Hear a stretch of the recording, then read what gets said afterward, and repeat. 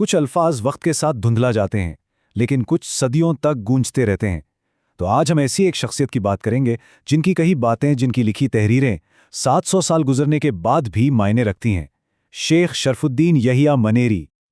लेकिन सोचने की बात यही है, 14वीं सदी के एक सूफी बुजुर्ग की लिखी हुई बातों में आखिर ऐसी क्या खास बात है जो आज भी लोग इतने शौक से पढ़ते हैं? आखिर क्या राज है? चलिए इस सवाल का जवाब ढूंढते हैं। इसका जवाब उनके उस विरसे में छुपा है जो वक्त की गर्दिश को भी मात दे गया। और ये कोई मामूली विरसा नहीं है। उनके अल्फाज 700 साल से भी ज्यादा अरसे से लोगों के दिलों और जहनों में जिंदा हैं। और उनका जो विरसा है ना, वो सिर्फ किस्से कहानियों में नहीं मिलता। उनके लिखे हुए खतूत, उनकी तहरीरें आज भी महफूज हैं और सदियों से बड़े बड़े आलिम और इल्म के तलबगार इन्हें पढ़ते आ रहे हैं। शायद उनकी अहमियत का इससे बड़ा सबूत हो ही नहीं सकता। तो चलिए इस अजीब शख्सियत को बेहतर तरीके से समझने के लिए हम उनकी कहानी के शुरू में चलते हैं। इसके लिए हमें उनके शहर मनेर जाना होगा। देखिए, उनका असल नाम था शरफुद्दीन अहमद और शायरी में वो शर्फ तखल्लुस इस्तेमाल करते थे। लेकिन उन्हें जो लक़ब मिले ना, वो उनकी शख्सियत की कहानी बयान करते हैं। मखदूम जहां यानी दुनिया के उस्ताद और सुल्तानुल मुहक्किकीन, सोचिए, हकीकत को ढूंढने वालों का बादशाह। ये लक़ब ही उनके बुलंद इल्मी और रूहानी मुकाम को जाहिर कर देते हैं। तो उनकी हयात का दौरानिया 1263 से लेकर 1380 तक का था।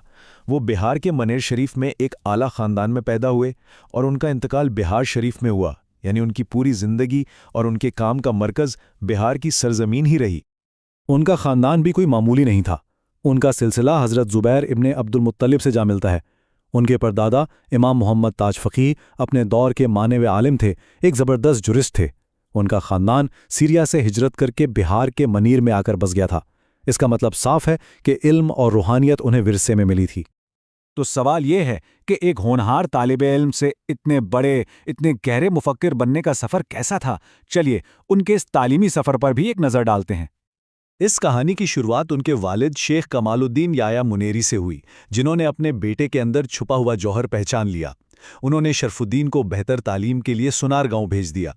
वहां उन्हें मौलाना शरफुद्दीन अबू तवामा जैसा लायक उस्ताद मिला और जल्द ही अपनी मेहनत और जहानत से वो अपने उस्ताद के सबसे पसंदीदा शागिर्दों में शुमार होने लगे।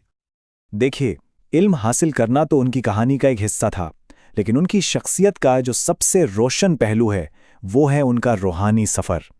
तो चलिए अब उनके सूफ़ी सिलसिले यानी फिरदौसी रास्ते को समझते हैं। तो ये फिरदौसी सिलसिला आखिर है क्या? असल में ये एक बहुत अहम सूफ़ी रूहानी सिलसिला था जिसका मरकज़ी गढ़ हिंदुस्तान के बिहार में था। इसे रूहानी इल्म और तरबियत की एक मजबूत जंजीर समझना चाहिए जो उस्ताद से शागिर्द तक चली आ रही थी। और इसी सिलसिले में शेख शरफुद्दीन याहिया मनीरी का नाम सबसे नुमायां होकर सामने आया। उन्होंने ख्वाजा नजीबुद्दीन फिरदौसी को अपना रूहानी उस्ताद माना और उनके हाथ पर बैत की, यानी उनसे जुड़ने का, उनसे सीखने का एक गहरा अहद किया। इसके बाद उन्होंने फिरदौसी सिलसिले की तालीमात को न सिर्फ दिल से अपनाया बल्कि उसे दूर दूर तक फैलाया भी।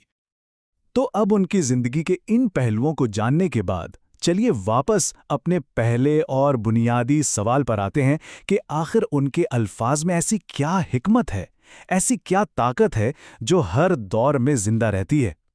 जवाब बहुत सीधा सा है। उनकी असल ताकत उनके इल्म और रूहानियत के खूबसूरत इम्तिजाज में है। वो सिर्फ एक किताबी आलिम नहीं थे और ना ही सिर्फ दुनिया से बेखबर सूफ़ी, वो दोनों थे। उनके पास दिमाग का गहरा इल्म भी था और दिल की रोशनी भी। बस यही कॉम्बिनेशन उनकी बातों को लाजवाल बना देता है। और इसका सबसे बड़ा सबूत इस बात से मिलता है कि आज भी सूफियों का एक बड़ा तबका हज़रत मखदूम जहां की तहरीरों का मुताला करता है। ये एक जुमला ही साफ बता देता है कि उनकी तालीमात आज भी कितनी अहम और जिंदा हैं। तो ये सब हमें सोचने पर मजबूर करता है कि उनकी तहरीरों में ऐसी वो कौन सी सच्चाइयाँ, वो कौन से राज छुपे हैं जो 7 सदियों से हक की तलाश करने वालों को अपनी तरफ खींच रहे हैं। ये एक सवाल है जिस पर गौर करना चाहिए।